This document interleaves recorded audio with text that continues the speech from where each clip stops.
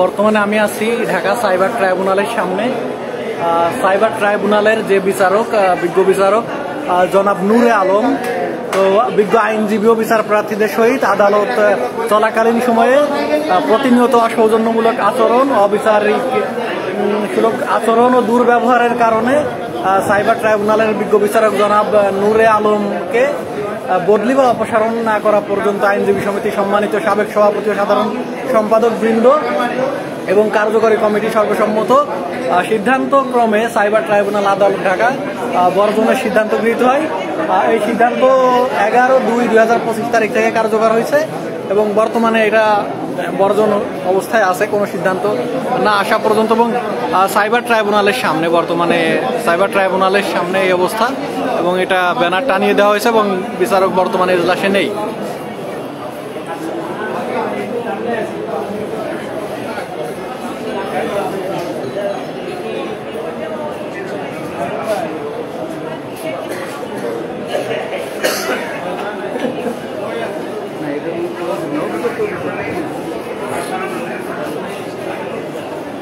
আমরা আছি সাইবার ট্রাইব্যুনালের সামনে, ঢাকার সাইবার ট্রাইব্যুনালের সামনে।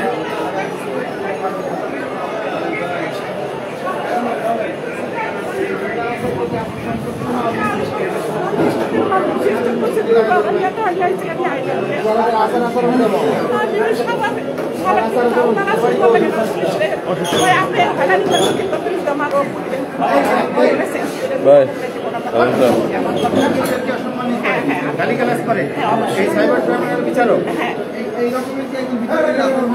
হইতে পারে না।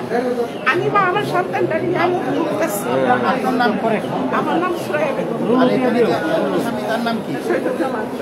আপনার কি হয়? আমার ছেলে। আপনার ছেলে হয়? আপনার হাজবেন্ডের নাম কি? আমার ছেলে হাজবেন্ডের নাম শাহজামাল। আর এই আসামি যে আছে আপনার ছেলে? আমরা একজন ভুক্তভোগীর স্টেটমেন্ট শুনতেছি। খাবার কোথায়? খাবার হলো বাংলা বাজার, আমার ঠিকানা হলো চট্টগ্রাম সলিম। আচ্ছা ঠিক আছে। আমার না মামলার নাম্বারটা বলতে পারবো না।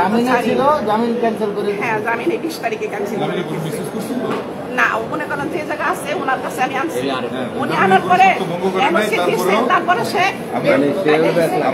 জামিনে কোনো সত্য ভঙ্গ করে না, তারপরে আবার আমি ক্যান্সেল করতে